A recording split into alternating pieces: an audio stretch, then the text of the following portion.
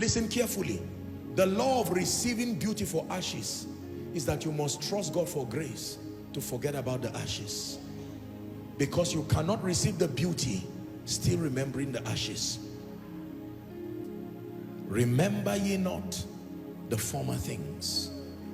I know that you lost your job, but for as long as you are still thinking about that job, Lot, for as long as you are still reminiscing on Sodom and Gomorrah, you didn't carry everything. I know you left your chair in the parlor while it is being burnt. But do you know that God is able to do something in your future? You may never see that chair again. You may never see your loved one again. You may never go back to that office again. Maybe that relationship did not work and it's for real. It's gone. Never comes again. Most believers cannot go forward because their heads are still at yesterday.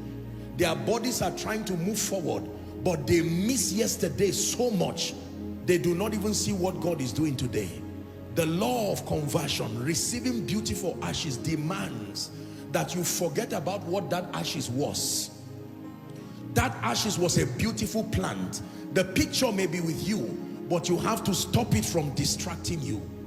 I know that you once had a father, a mother, you once had brothers and sisters, and now they've slept sleep of death. You may not forget them, but you cannot allow that pain to stop you from moving forward.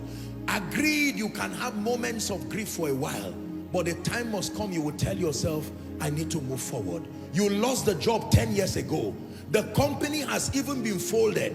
Don't sit back and say, I remember my 5 million was in that company. My 10 million was in that company. Oh, the days of railway, unfortunately, it has gone. I worked in a typewriting company. It will never return again. Stop missing a typewriter. There are better gadgets that can serve. You will not have the privilege of punching them one by one again. Are we together? But you can have a better presentation. Now hear me. Do you have the courage to look at the ashes that you've held so dearly? Because to you it is not ashes. You still remember the tree. You still remember the wood. You still remember the coal and the ashes. So when you hold it, others are looking at dust, but you are looking at a story of decline, a story of pain. But do you have the courage to look beyond it and receive his beauty? Jesus is saying, give me the ashes. Listen to me, ladies and gentlemen.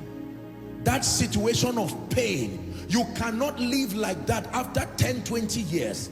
Yes, the job issue has come. Yes, the surgery happened and your womb was taken away. Yes, your legs were amputated, unfortunately, sadly. Yes, the accident happened. It truly did. Yes, this happened. You lost your job. Yes, you went to jail for 5 years. Now you are released and your life, listen, meditating on yesterday and remaining there is like holding on to the ashes. But Jesus is standing tonight and he's saying, I'm not going to turn that ashes to something else. It is still a miracle. You are waiting for the ashes and you wish, Jesus, if you can, turn the ashes to coal, the coal to wood, and the wood back to a tree. This is what I want you to do. Are you not the God that turned water to wine? And then he says, I'm also the God that gives beauty for ashes.